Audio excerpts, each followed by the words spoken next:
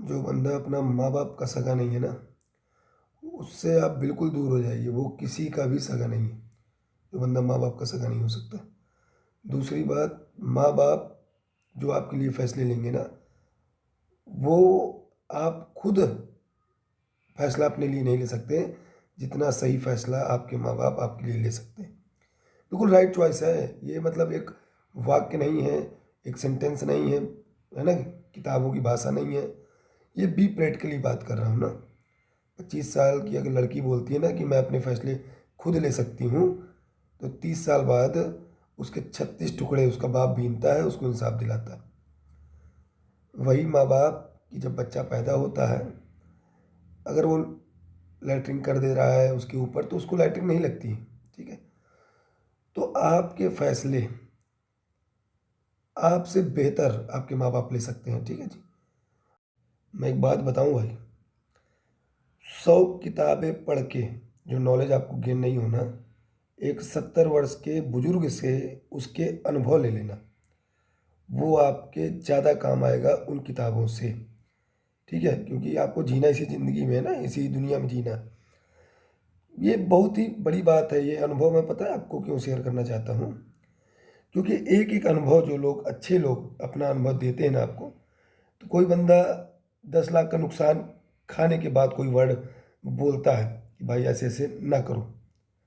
कोई बुजुर्ग अपना बेटा खोने के बाद एक अनुभव बोलता है, अपनी बात रखता है। तो अनुभव की बहुत वैल्यू होती है ना। अगर सामने का अनुभव आप पा जाते हैं ना, तो आप उन नुकसानों से बच जाते हैं। ठीक है। जिन्होंने अनुभव दिया तो वो ऐसे अनुभव नहीं दिए। मैं तो कहता हूँ हर स्कूल में बड़े बुजुर्गों के अनुभवों का एक पीरियड, एक क्लास, हमें वो गलती करके वो अनुभव आना है। इससे बढ़िया अगले बंदे का अनुभव हम अपने ऊपर ले लें और समझ लें उसकी बात। तो वो गलती ही फिर क्यों करना है भाई? अनुभव जब अपने को मिल गया, तो जो नुकसान उसने खाए हैं वो हम क्यों खाएं?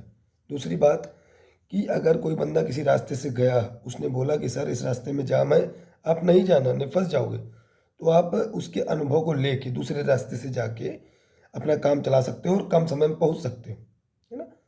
तो अनुभव लोगों का एब्जॉर्ब करना, बड़े बुजुर्गों का, और उसको समझना और उस पर काम करना, ये बहुत बढ़िया बात है।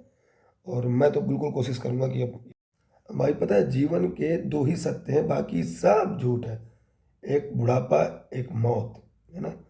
जो बंदा हाय हाय कमाना, ये रख लो, इसका खा लो, उसका खा लो, तो भाई जाना तुमको भी है, वही खाली हाथ जाना है, वही बुढ़ापा तुम्हारा भी आना है, वही बिस्तर में तुमको गिरना है, लेटना है, वही झुर्रियाँ भरे हाथ तुम्हारे भी होने हैं।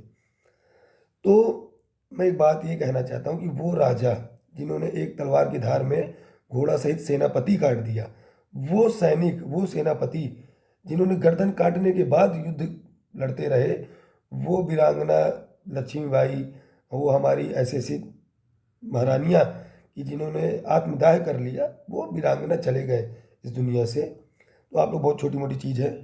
वो सिकंदर जिसने दुनिया जीतने का सपना जीतने के बाद भी खाली हाथ चला गया, लेके कुछ नहीं जाना आपको।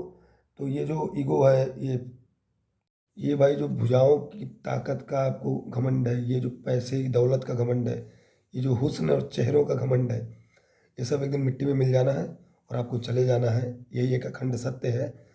तो किसी को दुख पहुंचा के, किसी को हर्ट करके, माँ बाप को दुखी करके, वो ऐसा काम ना करिए जिससे आपको खुशी मिलती हो ना। क्योंकि आप भी इधर 4,000, 5,000, 10,000 साल जीने नहीं आए हैं।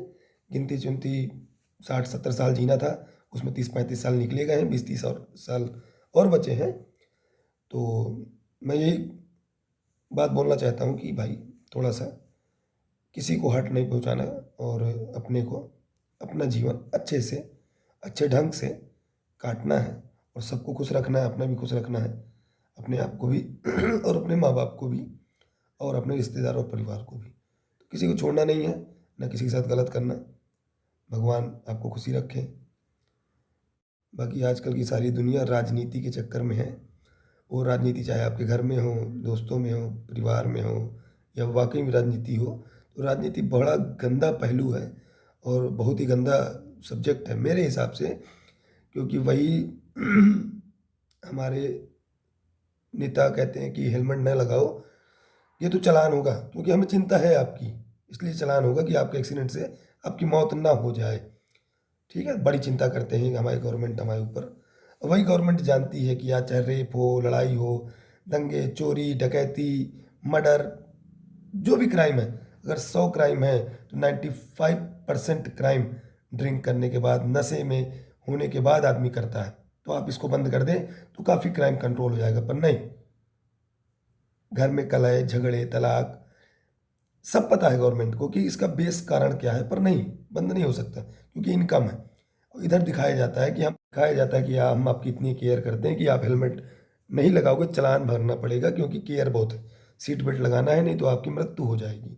आगे जो गड्ढे हैं, हमारे रोड हमने टैक्स में बनवाई, जनता ने बनवाई, हमारे पास के अथॉरिटी ही नहीं है कि गड्ढे हैं आगे हम मर जाएंगे तो हम गवर्नमेंट के ऊपर चालान कर दें। नहीं, ऐसा कोई अथॉरिटी नहीं है किसी के पास। ये राजनीति है भाई। और रही बात, सबको पता है, और नई जनरेशन को भी, जो तलाक, आजकल बहुत जल्दी तलाक हो रहे हैं, बहुत जल्दी आज लोग लिविंग में रहते हैं, फिर छोड़ देते हैं, फिर शादियां कर लेते हैं। सरकार को भी पता है कि ये जो बैड हमारी संस्कृति आ रही है ना, ये कहाँ से आ रही है, कैसे आ रही है, किन कारणों से आ रही है। जुआ का प्रमोशन होता है, खुलेआम होता है, छोटे छोटे शब्दों में बोलते हैं। क्या बोलते हैं? जुआ खेलना स्वास्थ्य वो हानिकारक है, दारू पीना स्वास्थ्य के लिए हानिकारक है, टोबैको इंजीरियस टू हेल्थ। सबको पता है, हर चीज़। हमें याद है कि जब हमारे यहाँ जुआ होता था, पुलिस आती थी, सब लोग भग चलते थे। आज ऑनलाइन जुआ हो रहे हैं, करोड़ों अरबों के, खरबों के हो रहे हैं, सैकड़ों एप्लीकेशन है जो जुआ करवा रहे हैं। सबको पता है कि जुआ हो रहा है ना, कोई अनजान नहीं है ना। नीचे लिख देते हैं वित्तीय जोखिम के लिए इसको ना खेले। तो जब पता है दारू स्वास्थ्य के लिए हानिकारक है, तो बंद क्यों नहीं कराते, एप्लीकेशन बंद क्यों नहीं कराते? बॉलीवुड में जो संस्कृति का तार तार किए हैं, उसको आप क्यों नहीं बंद करा देते भाई? नहीं, जहाँ आपका स्वार्थ है वो आपके लिए अच्छा है, पता होने के बाद भी उस पर चुप्पी है ना। पता होने के बाद भी आप चुप हैं उस पर, क्योंकि वो इनकम का आपका स्रोत है। और अगर आप इतने ही हमदर्द हैं तो आप एप्लीकेशन जुए वाले बंद कीजिए, आप नशा बंद कर दीजिए, आप हमको अथॉरिटी दीजिए, यदि गवर्नमेंट कुछ गलत करे तो जनता एक्शन ले सके घर बैठ के ऑनलाइन।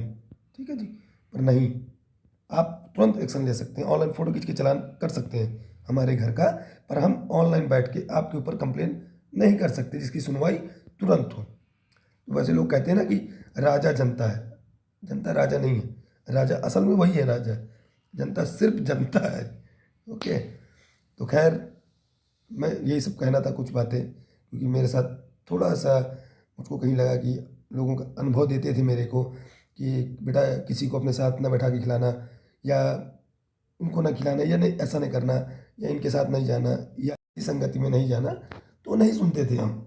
जब ठोकरे खाई, ठोकर फिर ठोकरे खाई, तो अब लगता है कि लोग जो बोलते हैं ना, उसको गंभीरता से सुनो और समझो, अगर काम की चीज़ है उसको एब्जॉर्ब करो, क्योंकि सामने वाला बात ऐसे नहीं बोल रहा, वो अपनी जबान खराब कर रहा, उसका हर एक वर्ड अनुभव से लिया, या तो अनुभव ऐसे नहीं मिलते, नुकसान खाए होंगे, बहुत नुकसान खाए होंगे उसने, तब उसने वो बातें बोली, तो उसको लीजिए आप, और तभी आप आगे बढ़ेंगे कम समय में। नुकसान खाएंगे, समय बर्बाद करेंगे, टाइम लग जाएगा, फिर सफलता पाएंगे आप। तो अनुभव के साथ चलते रहिए और मेहनत करिए और आगे बढ़िए। बाकी आपका भाई प्रिंस शुक्ला आप सभी का धन्यवाद करता है, और सभी कस्टमर का धन्यवाद करता है, और सभी अपने परिवार वालों का धन्यवाद करता है जो यहाँ तक पहुँचाया, छोटी मोटी कंपनी बनाया, अच्छा काम किया, नाम किया, आज भी बढ़िया है जो भी है। नमस्कार।